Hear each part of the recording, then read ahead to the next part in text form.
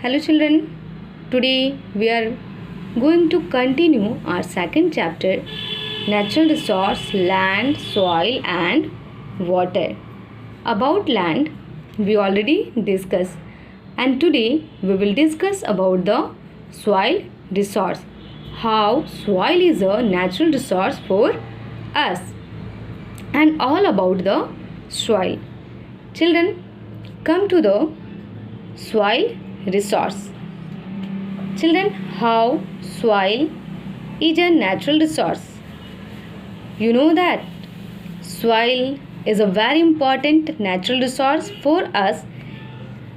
Our agricultural productivity is totally based on the soil, and we know that soil formation is a very slow process. It takes thousands and millions of years to form, and soil formed by the wear and tear of the rocks by the natural and human-made forces. Children, we already know about the erosional activity, depositional, transportational and weathering activity. Most of the soil formation takes place by the weathering activity. Okay, have you remember what is weathering? Yes, when big rocks broken down into the number of pieces, that is called weathering. Okay, so most of the soil is formed by the weathering process, and many factors are responsible for the weathering, such as what? Air, water, glacial, etc. Children, formation of soil is related to the parent rock material, relief, climatic condition, natural resource, natural vegetation, and animal and human activity. Children, formation of soil is based on many things, such as parent rock material. Okay, we will discuss about it later. Then relief, then climatic condition, natural vegetation and animal and human activity. These are the related factor of soil formation. And children, you know that humus are found in the soil. What is humus? Humus is very important for the soil. It enhances the quality of soil, right? And presence of children, humus is very important for the soil. Humus enhance the quality of soil. Okay, and it is very important to make soil fertile. Humus, it is made by the remains of the animal and the plant and vegetable. Okay, children, then come to the next. We have soil formation. Most of you know about how soil formed. Soil formation, I just told you that first it is formed by the weathering process. Okay, the factor responsible for soil formation are parent rock material, relief, climatic condition, plant and animal organism and time. Children, first we have parent rock material. Children, what is parent rock material? Children, basic rock which contain minerals and make up the bulk of the soil are called the parent rock. Okay, children, that is about the parent rock. Relief, children, relief is also responsible factor of the soil formation.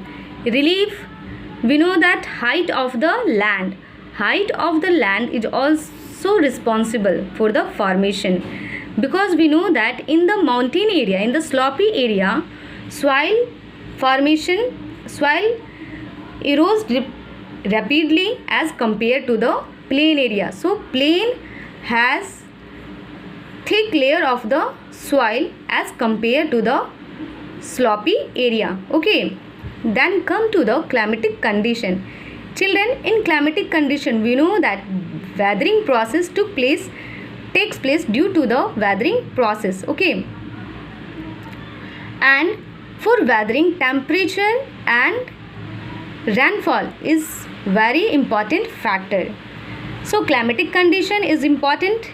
Then come to the plant and animal organism. Children, I told you that plant and animal make soil fertile. Remains of plant and animal make soil fertile. Okay, and another one is time. Time is also very important factor, because due to time, okay, due to time soil convert into the mature soil, and soil can able to grow the crop.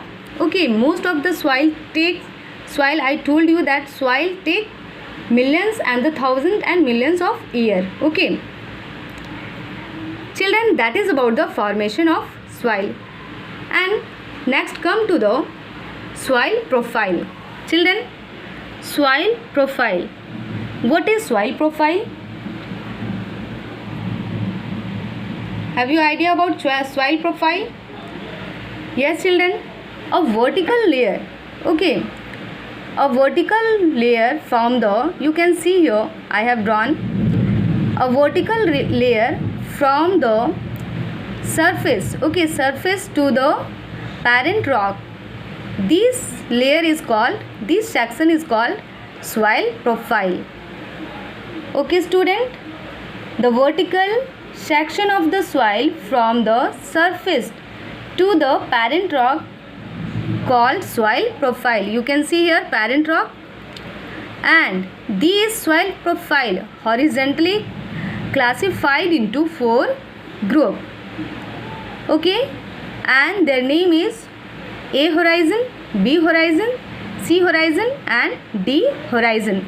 Soil profile categorized in the 4 group. A horizon, it is also called topsoil, B horizon subsoil, C horizon rock fragment and the D horizon parent rock. Children, you can see here in the A horizon soil are found it is also called topsoil, and most of the minerals are found in this layer, and organic matters are also found. So it is good for the crop. And then come to the beneath the A horizon, B horizon are found. It is also called the subsoil, and sand, silt and clay are found in this layer, and very limited organic matter are found in this layer. Clear? Children, then come to the C horizon. C horizon, small pieces of rocks are found in this horizon, okay, and no organic matters are found here. Then in the D horizon you can see parent rock and the bedrock are found in the D horizon. That is about the soil profile. Okay, A horizon, B horizon, C horizon and D horizon. A horizon is called topsoil, B horizon subsoil, C horizon rock fragment and the D horizon parent rock. Clear? Then children, we have next topic is soil resource of India. Okay, children, soil resource of India. Children, in India soil are not evenly, fertility of soil is not evenly distributed, okay, and many type of soil are found in India. Okay, first soil we have alluvial soil. Children, alluvial soil is the most fertile soil of our country. Okay, and it is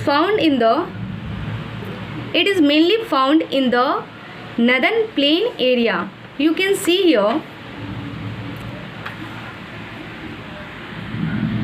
children, you can see this map. Okay, this part, okay, this green part is the area. This green color indicated the alluvial soil, and it is mostly white soil of India, and